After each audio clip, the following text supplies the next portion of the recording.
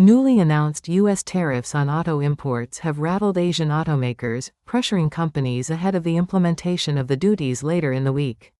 U.S. President Donald Trump last Wednesday announced sweeping 25% tariffs on cars not made in the U.S., sending shockwaves through global automakers. Shares of Toyota fell 9.4% in the 3 sessions following the announcement, while Nissan dropped 9.3%. South Korea's Hyundai lost 11.2%. Japanese carmakers are particularly in dire straits, with Toyota likely to be the worst hit due to its huge U.S. sales, according to Vivek Vaidya, global client leader for mobility at research firm Frost & Sullivan. According to U.S. car marketplace CarPro, Asian automakers made up 6 of the top 8 automakers in the U.S. by sales volume in 2024.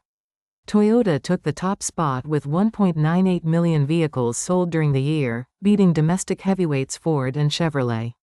Japan's Honda and Nissan were at 4th and 5th places, respectively, while South Korean brands Hyundai and Kia took the next 2 spots.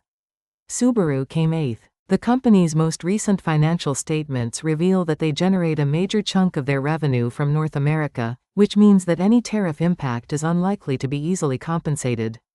Toyota and Nissan told CNBC that they had no immediate views to share, while the remaining 4 did not respond to requests for comment. The U.S. imported $474 billion worth of automotive products in 2024, including passenger cars worth $220 billion, according to Reuters.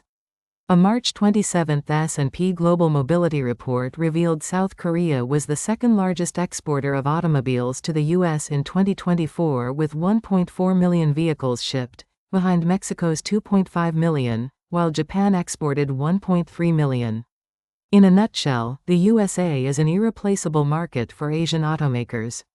Market leaders from Japan and Korea would be hugely impacted by this tariff announcement, Vaidya said. Even if automakers wanted to shift production to the U.S. to avoid tariffs, moving factories is not an overnight proposition, and will take billions of dollars, said Joe McCabe, president and CEO at Auto Forecast Solutions. Richard Kay, portfolio manager at asset management group Comgest, told CNBC that while heavyweights such as Toyota and Nissan have a large production facility in the U.S., they will not be able to increase it enough to offset the tariffs. The idea they can remove any Mexican, and, to a certain extent, Canadian supply from their supply chain is ridiculous. They will face higher prices in the U.S. because of tariffs. And the big question for them is, do I swallow it or do I ask the consumer to swallow it? Presumably, they will swallow it, and that's going to be very tough, Kay said. But Kay has a slightly different view from Frost & Sullivan's Vaidya. He said that Toyota, being the biggest player, is probably best placed to weather the tariffs. But there is no way that they can take this impact with no effect on the bottom line. It's going to hurt, he added. He does identify a bright spot in the Asian automaker space, Japanese automaker Suzuki. Kay points out that the company, which does not sell cars in the U.S., has seen its shares fare better than those of its peers. Suzuki had seen a year-to-date gain of over 1% as of Monday, compared with a 16.45% loss for Toyota and nearly 21% drop in Nissan.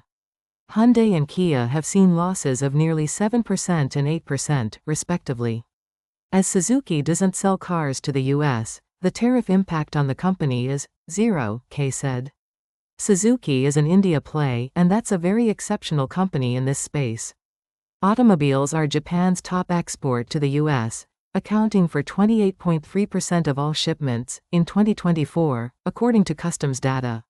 Meanwhile, South Korea's exports of auto parts to the U.S. hit a record high last year at $8.22 billion, with shipments to the U.S. accounting for 36.5% of the country's total auto exports, according to domestic media outlet Yonhap.